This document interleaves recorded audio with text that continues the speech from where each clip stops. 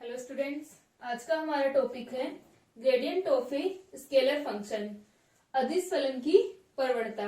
ठीक है, previous lecture में हम लोग कर्व लीनियर कोऑर्डिनेट सिस्टम के बारे में पढ़ रहे थे, वक्र रेखी निर्देशांक तंत्र के बारे में। ठीक है, यहाँ पर हम लोगों ने पढ़ा था कि कर्व लीनियर कोऑर्डिनेट क्या होते हैं, कर्व लीनियर कोऑर्डिनेट सिस्टम क्या होता है, और यहाँ पर किसी भी सिस्टम के अंदर जो हमारे कोऑर्डिनेट्स होते हैं वो हम क्या लेते हैं, u1, u2 और u3 को लेते हैं। ठीक है, किसी भी बिंदु की स्थिति को बताने के लिए जो निर्देशांक हम यूज करेंगे वो हमारे क्या होंगे, u1, u2, u3 होंगे। इसके अलावा हमने orthogonal curve linear coordinate system के बारे में पढ़ा था, और जो हमारे orthogonal curve linear coordinate system होते हैं, लंब कोणीय निर्देशांक तंत्र जो होगा वो उसके अंदर हमने आधार सदिश को डिफाइन किया था, bi वेक्टर को। bi वेक्टर क्या होता है, हमारा आधार सदिश। और हमने स्केल फैक्टर को डिफाइन किया था। स्केल फैक्टर होता है bi सदिश का परिमाण, मैग्नीट्यूड। ये हमारा क्या था, स्केल गुणक।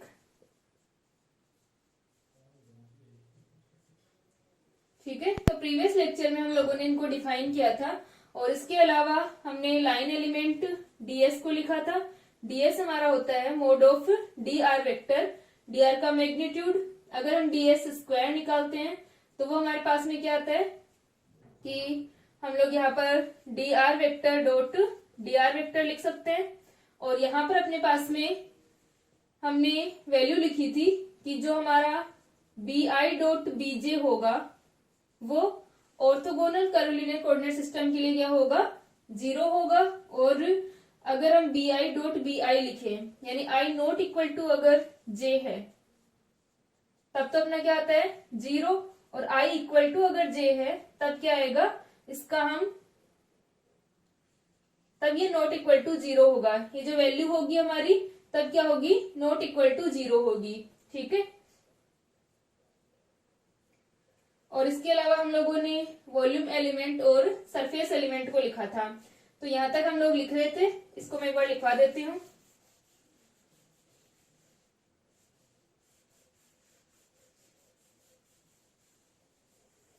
ठीक है, जो हमारा ds आएगा वो क्या आ जाएगा, mode of dr vector, line element. तो यहां से ds2 का मान अपने पास में आ जाता है मोड ऑफ dr वेक्टर। ठीक है, इसके अलावा यहां से अगर अपन वैल्यू रखें ds2 इक्वल्स टू क्या होगा, इसको हम लिख सकते हैं summation of bi dui i equal to 1 2 3, और ये हमारा हो जाएगा dj duj। प्रीवियस लेक्चर में हमने इनको डिफाइन किया था, ds को और सरफेस एलिमेंट को, वॉल्यूम एलिमेंट को हमने कंप्लीट यहाँ पर वैल्यू नहीं निकाली थी। ठीक है, तो एक बार मैं इसको कंप्लीट करवा देती हूँ, फिर उसके बाद में हम ग्रेडियंट ऑफ स्केलर फंक्शन पढ़ेंगे।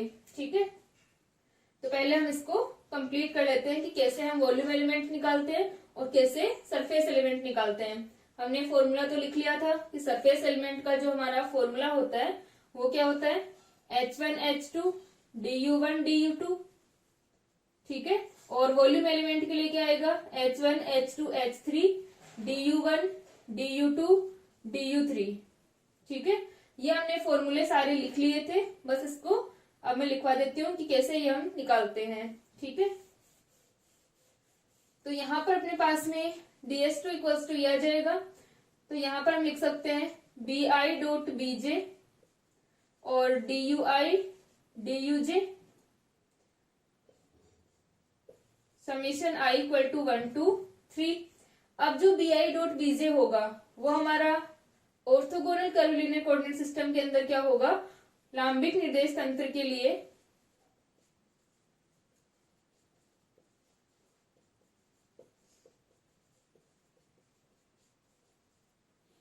लांबिक वक्र रेखी निर्देश तंत्र जो होगा उसके लिए bi डॉट bj का मान ऑर्थोगोनल के लिए क्या हो जाएगा, 0, i not equal to j।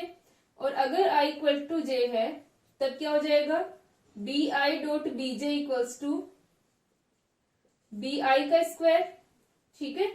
तो यहाँ पर हम लोग ds2 जो हमारा है उससे हम क्या लिख सकते हैं, h1 ये हमारा hi dui का स्क्वायर हो सकता है, ठीक है, क्योंकि i और j हमारे इक्वल हैं तो क्या हो जाएगा dui तो dui का स्क्वायर, और bi डॉट bj ये भी हमारा क्या हो गया bi का स्क्वायर, और bi का स्क्वायर जो होगा, bi का मैग्नीट्यूड क्या था hi था, तो यहाँ पर हम bi के स्क्वायर की जगह क्या लिख सकते हैं hi का स्क्वायर, ठीक है। तो यहाँ पर अपने पास में वैल्यू आ गई hi स्क्वायर du स्क्वायर। तो अगर हम कंप्लीट ds2 लिखेंगे तो हो जाएगा हमारा h1 का square du1 square plus h2 square du2 square plus का h3 स्क्वायर du3 स्क्वायर, ठीक है। तो यहाँ पर अगर हम ओनली u1 कर्व की बात करें तो यहाँ तक सिर्फ हमारा लाइन एलिमेंट जो है इसका स्क्वायर क्या हो जाएगा h1 का स्क्वायर du1 का स्क्वायर, और यहाँ से अपने पास में जो ds की वैल्यू आ रही है मोड ऑफ dr वेक्टर, तो ये क्या आती है h1 du1, ठीक है, क्योंकि dr वेक्टर क्या था h1 dr वेक्टर हमारा क्या था hi ei कैप dui, ठीक है। तो यहाँ पर जब हम इसका मैग्नीट्यूड लिखेंगे तो ये अपने पास में आ जाएगा h1 du1, या फिर हम इसे लिख सकते हैं h1 u1, ठीक है। तो ये हमारा एलिमेंट होगा लाइन एलिमेंट, यहाँ पर इस प्रकार हम इसका स्क्वायर निकाल सकते हैं। अब हम सरफेस एलिमेंट और वॉल्यूम एलिमेंट कैसे लिखेंगे,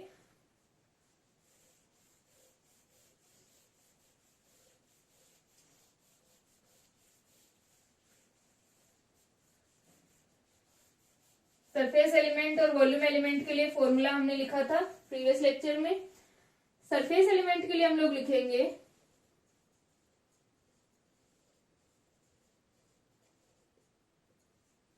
सरफेस एलिमेंट क्या होगा हमारा एक सरफेस से यानी दो कर्व से मिलकर के, जैसे कि हमारा कार्टेशियन कोऑर्डिनेट सिस्टम में कैसे बनता है, ये हमारी एक्स एक्सिस है, ये हमारी वाई एक्सिस है, ये हमारी जेड एक्सिस है।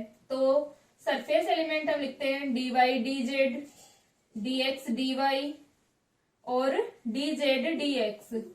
वैसे यहाँ पर जो हमारा लाइन एलिमेंट है उससे हम लिखेंगे तो ये हमारा आता है ds1 ds2, तो इसे हम लिख सकते हैं h1 h2 du1 du2 और ds2 ds3, तो ये हो जाएगा h2 h3 du1 du2 du3।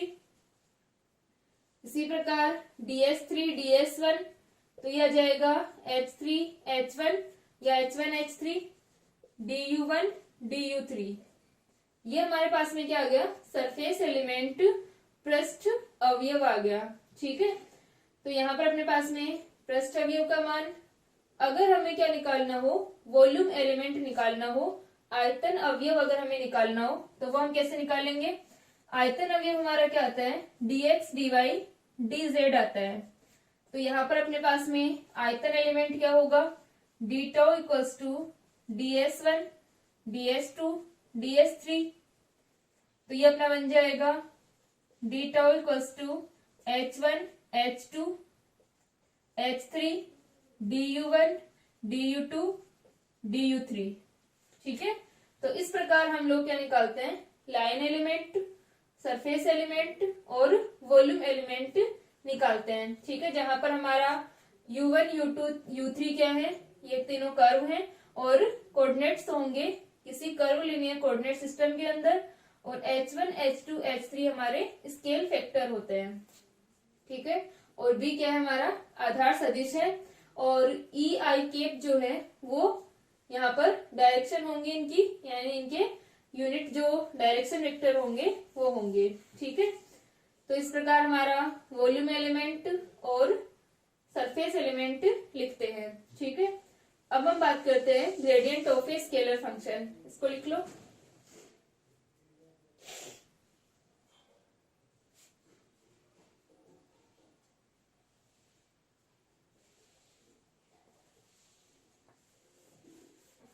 ठीक है, तो ये जो हमारा प्रीवियस लेक्चर में हमने बाकी रहा था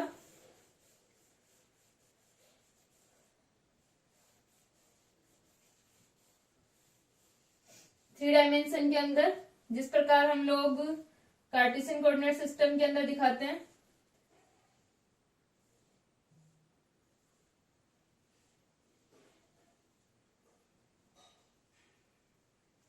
जैसे हमारी तीनों एक्सिस होती हैं, ठीक है। तो वैसे हम यहाँ पर हमारे जो रेखाएं होंगी, यानी जो U1 U2 है वो किसकी फॉर्म में होंगे, कर्व की फॉर्म में होंगे। तो कर्व से हम इसको दिखा सकते हैं। ये हमारे पास में इस प्रकार से होंगे, जो भी पृष्ठ होंगे वो इन कर्व से मिलकर के बनेंगे।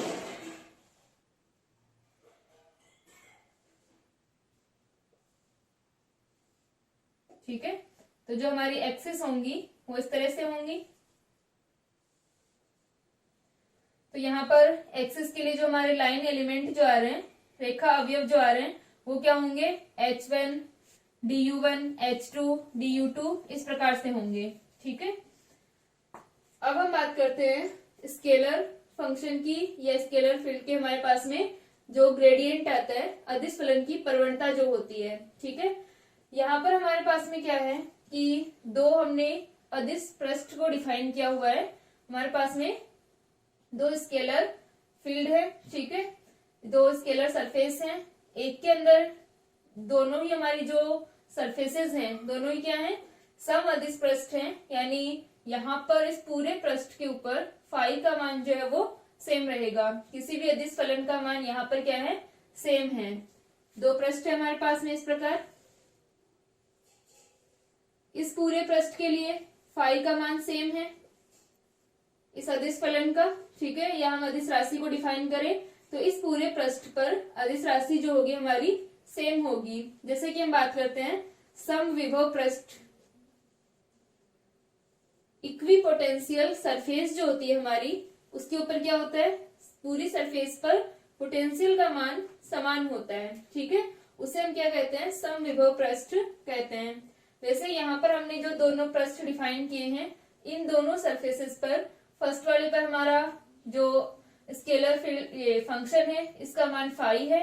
सेकंड जो हमारा पृष्ठ है S2 जो हमारा पृष्ठ है, इस पृष्ठ के ऊपर इस स्केलर ये जो हमारा फंक्शन है इसका मान कितना है, 5 + d5 है।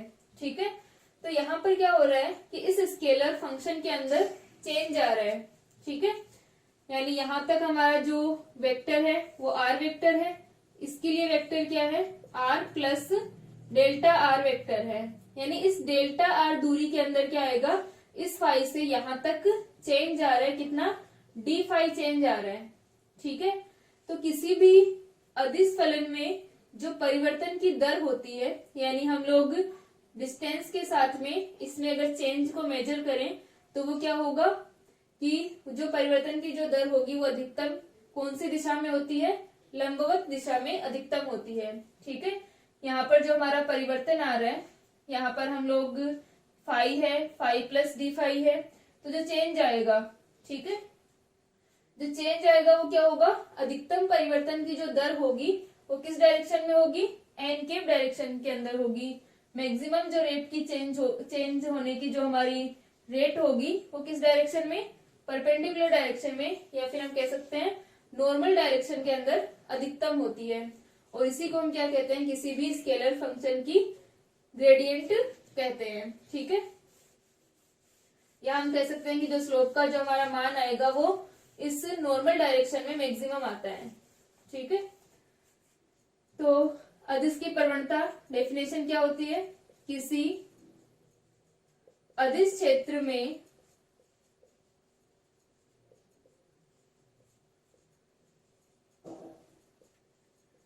अदिश फलन के अधिकतम परिवर्तन की दर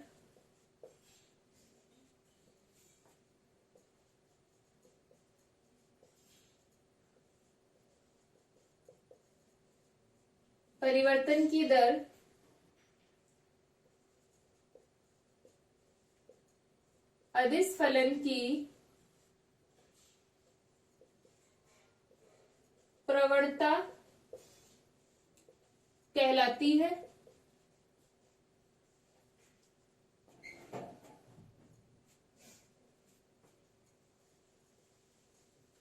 ठीक है, यानी एक तरीके से ये क्या है, स्लोप है। यहाँ पर हम फाई के अंदर चेंज देखेंगे, जो डी फाई का मान आ रहा है आर के रिस्पेक्ट में। ठीक है, यहाँ पर ये हमारी जो स्लोप हम ले रहे हैं, फाई का चेंज हम देख रहे हैं किसके, आर के रिस्पेक्ट में, और वो मैक्सिमम जहां पर आएगा। ठीक है, यानी d phi by d r maximum जो होगा वो हम कह रहे हैं कि ये परपेंडिकुलर डायरेक्शन में, नॉर्मल डायरेक्शन में अधिकतम होता है। यानी d phi by d n हमारा आएगा, जो नॉर्मल हमारी डायरेक्शन है वो क्या है, डी एन अगर हम डायरेक्शन लें, या फिर हम कहें एन केप अगर हम लें, तो क्या होगा, मैक्सिमम जो चेंज होने की जो रेट है वो किस डायरेक्शन में होगी, नॉर्मल डायरेक्शन में। और इसे ही हम क्या कहते हैं, ग्रेडियंट कहते हैं। ठीक है, अदिश फलन की प्रवणता कहते हैं।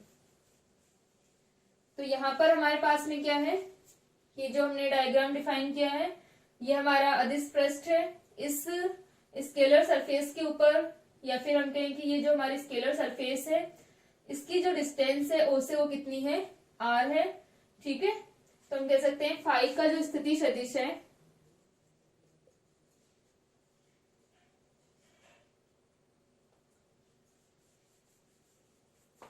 हम लिख सकते हैं माना फाई, माना S1 तथा S2 दो सम अदिश पृष्ठ है।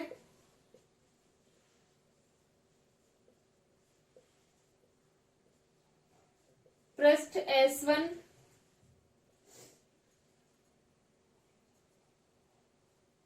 पर अदिश फलन का मान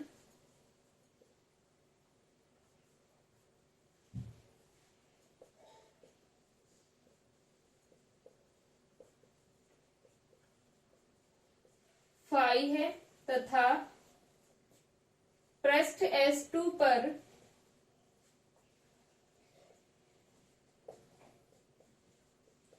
अदिश फलन का मान फाई प्लस डी फाई है। ठीक है, फाई प्लस डी फाई है। पृष्ठ S1 का स्थिति सदिश, ठीक है, S1 का जो पोजीशन वेक्टर होगा, पृष्ठ S1 का स्थिति सदिश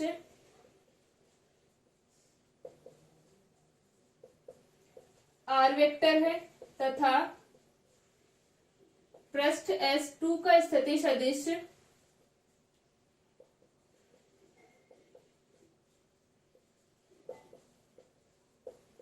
क्या है, आर प्लस डेल्टा आर है। ठीक है, तो अब हम लोग PQ डायरेक्शन के अंदर आर में परिवर्तन की दर को देखते हैं। ठीक है, इसमें फाई में परिवर्तन की दर को निकालते हैं। ठीक है, ये लिख लो एक बार।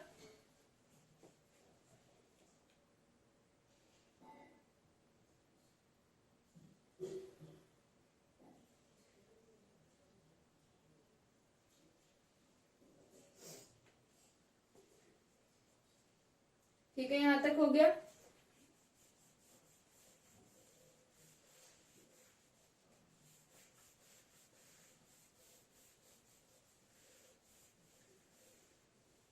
तो हमारे पास में जो डायग्राम है, यहां से PQ का मान कितना आ जाएगा, PQ vector equals to delta r vector, क्योंकि इसकी स्थिति सदिश आर है, इसका स्थिति सदिश आर प्लस डी आर है। आर प्लस हमारा डेल्टा आर अगर हम डिफाइन करें, तो ये वाली डिस्टेंस कितनी हो जाएगी, डेल्टा आर हो जाएगी। तो हम लिख सकते हैं PQ दिशा में फाई में परिवर्तन की दर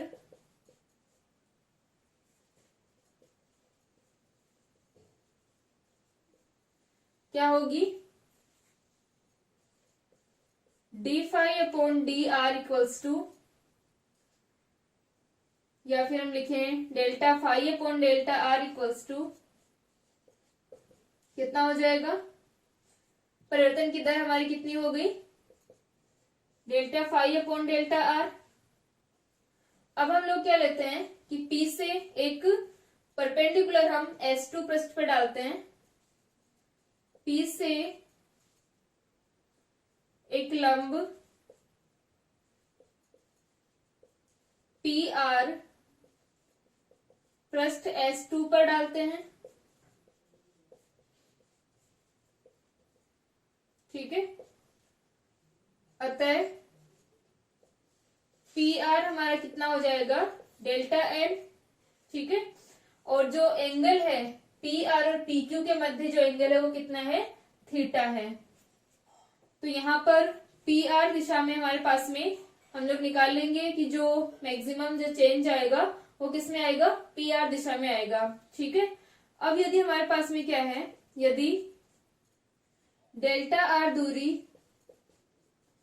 कम है तो हम इसको एक समकोण त्रिभुज ले सकते हैं, आइसोस्केलर से ट्रायंगल ले सकते हैं। तो हमारे पास में क्या आ जाएगा,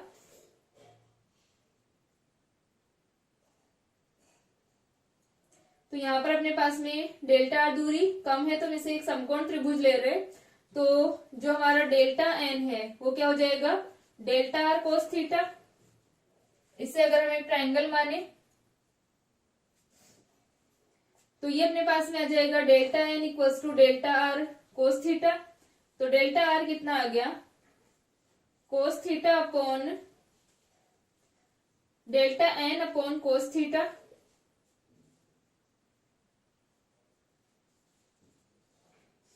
ठीक है, डेल्टा आर इक्वल्स टू आ गया अपने पास में delta n upon cos theta. ये हमारी इक्वेशन 1 है और ये हमारी इक्वेशन 2 है।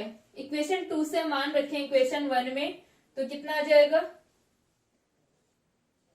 Delta phi upon delta n cos theta. ये जो हमारी परिवर्तन की जो दर आ रही है वो कितनी आ जाएगी, delta phi upon delta n cos theta. अब जो क्योंकि कोस थीटा का अधिकतम मान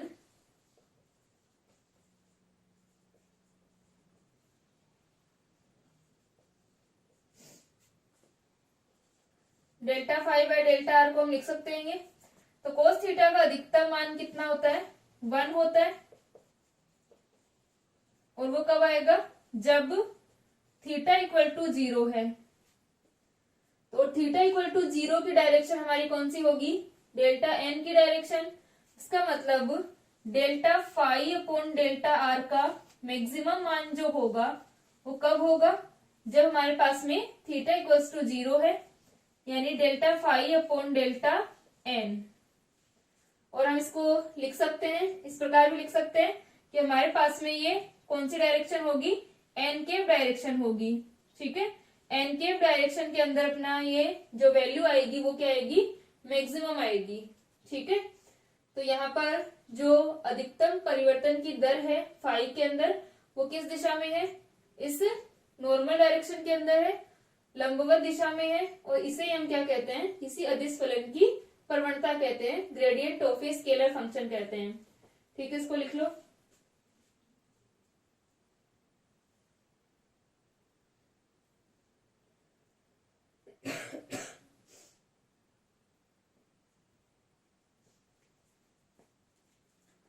ठीक है, यहां तक हो गया।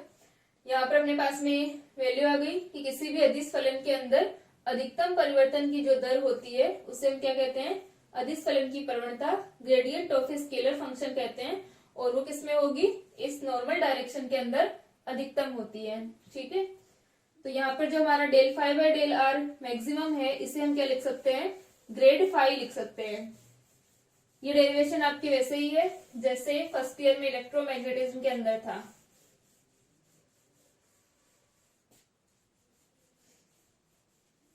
ठीक है, तो यहां से क्या आ जाएगा, क्योंकि अधिकतम परिवर्तन की दर, या फिर हम लिख सकते हैं यह अधिकतम परिवर्तन की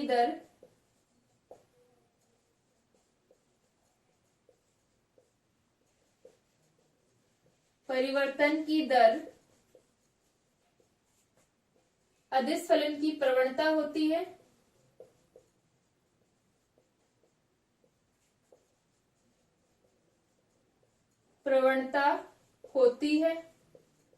अतः क्या आ जाएगा अपने पास में, del phi by del r maximum equals to del phi by del n, n cap, जहां पर एन केप क्या है, इस नॉर्मल डायरेक्शन में यूनिट वेक्टर है, एकांक सदिश है।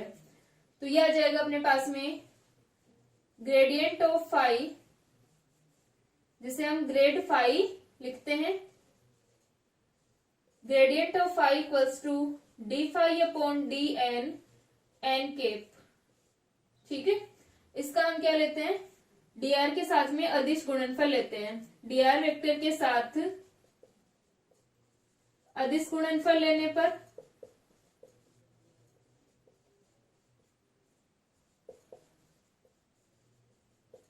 कितना आ जाएगा, gradient of phi dot dr vector equal to d phi upon d n dot n cap dot dr vector. ठीक है, यहाँ पर जो हमारी इक्वेशन है इसे हम इक्वेशन नंबर 3 दे देते हैं। ये इक्वेशन नंबर 3 जो होगी वो क्या इसको हम क्या ले रहे हैं, इसके साथ में स्केलर प्रोडक्ट ले रहे हैं, किसका, dr वेक्टर का।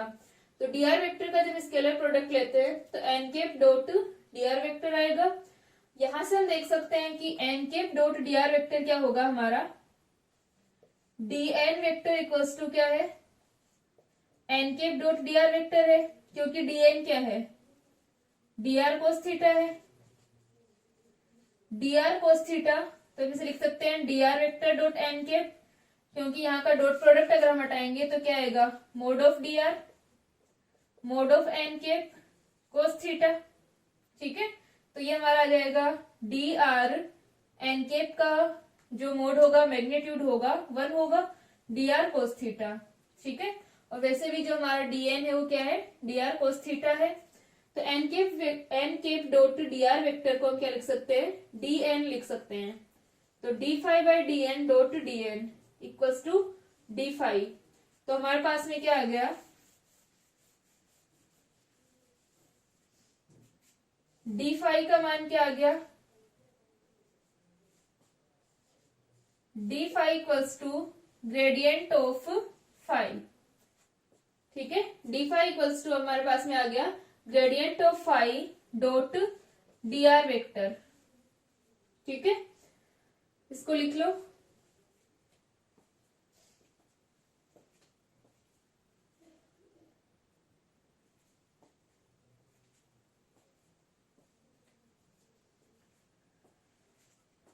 ठीक है, ये अपना आ गया d phi equals to gradient of phi dot dr vector.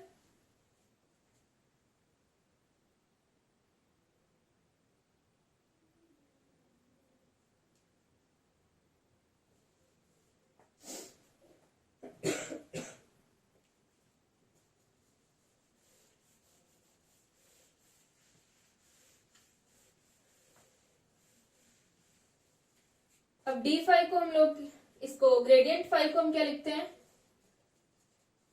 क्योंकि gradient of phi equals to del phi.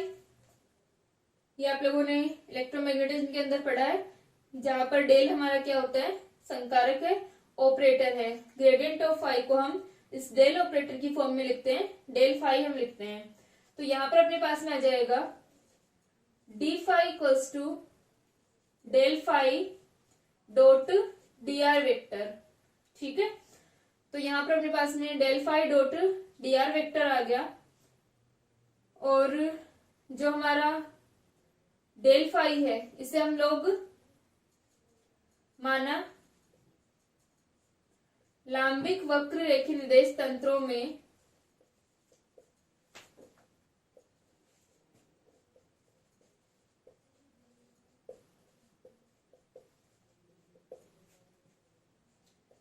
Del phi equals to G1 E1 cap, G2 E2 cap plus का G3 E3 cap.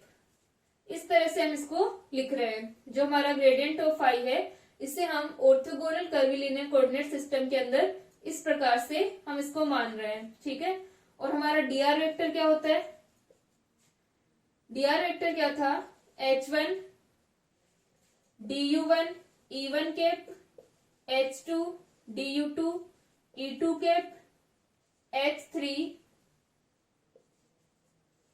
du3 E3 cap. ठीक है, ये होता है अपना।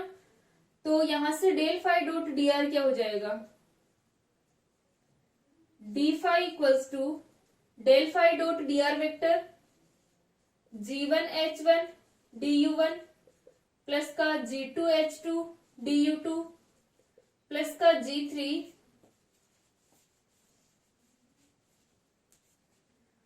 Plus का G3H3 DU3। ये हमारे पास में क्या आ गया, D5 का मान आ गया। G1H1 DU1, G2H2 DU2, G3H3 DU3। ठीक है, इसका हमने डॉट प्रोडक्ट किया तो ये हमारे पास में वैल्यू आ गई। अब जो D5 है, फाई हमारा क्या होगा, फंक्शन होगा इसका U1 U2 U3 का। तो हम इसको क्या लिख सकते हैं,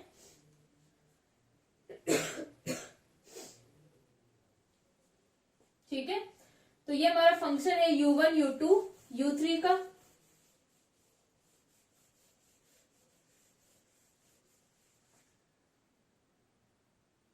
तो यहां से अपना आ जाएगा, लेकिन फाई जो है वो function of U1 U2 U3।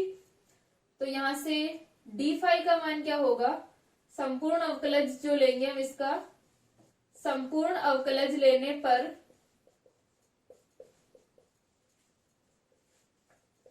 ये मान आ जाएगा D5 equals to del phi upon del U1 DU1 plus का del phi upon del U2 DU2 plus का del phi upon del U3 DU3। ठीक है, ये अपने पास में आ गया del phi by del U1 DU1, del phi by del U2 DU2, del phi by del U3 DU3। अब हम इसको और इसको कंपेयर करें, जो हमारी इक्वेशन है ये वाली और ये वाली इक्वेशन हम 4 नंबर और इसे अगर हम 5th नंबर दें तो इन दोनों को हम कंपेयर करें तो कितना आ जाएगा, G1 equals to 1 upon H1 del phi upon del U1,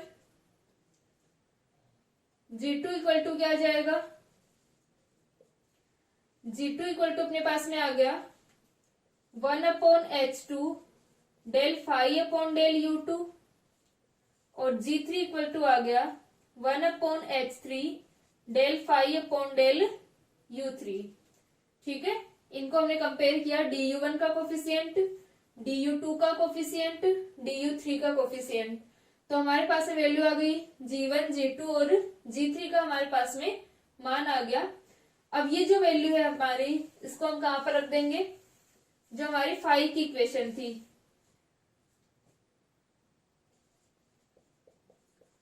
उपरोक्त मानों को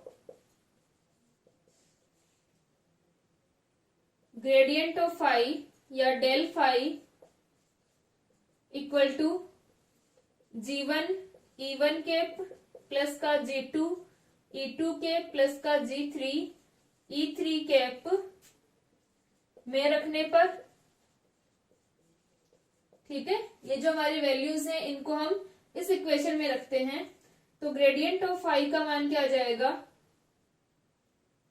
1 upon H1 del phi upon del U1 E1 cap plus 1 upon H2 del phi upon del U2 E2 cap plus का 1 upon H3 del phi upon del U3 E3 cap. ठीक है, ये हमारे पास में value आ गई ग्रेडियंट ऑफ फाई की।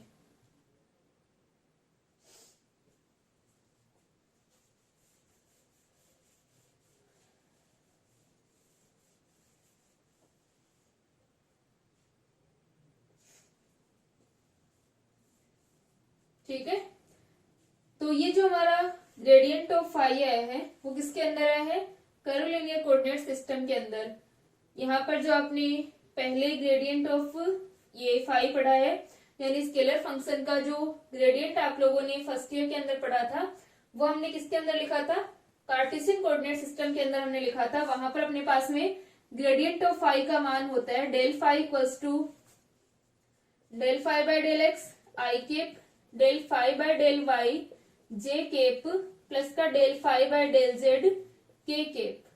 ठीक है, ये आप लोग पढ़ते हैं। तो यहाँ पर ये हमारा क्या था, किसके अंदर, कार्टेशियन कोऑर्डिनेट सिस्टम के अंदर था। ये हमारा कर्व लीनियर कोऑर्डिनेट सिस्टम के अंदर है। यहाँ पर हमारे u1, u2, u3 x Y Z भी हो सकते हैं। और अगर हमारा कोई सिस्टम और है, जैसे स्फेरिकल है तो ये थीटा फाई हो सकते हैं, सिलेंड्रिकल है तो यहाँ पर हम लोग जनरल फॉर्मूला इसे बोलते हैं कि जो हमारा कर्वीलिनियर कोऑर्डिनेट सिस्टम के अंदर जो फॉर्मूला आएगा वो ये होगा। ठीक है, आगे के लेक्चर्स में हम लोग इसको स्फेरिकल, कार्टेशियन और सिलेंड्रिकल में सोल्व करेंगे कि किस प्रकार हमारे पास में मान आता है।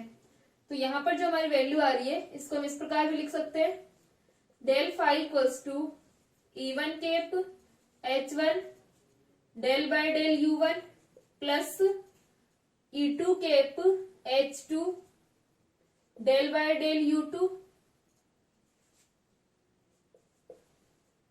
प्लस का E3 cap H3 del by del U3 और ये हमारा आ जाएगा फाई।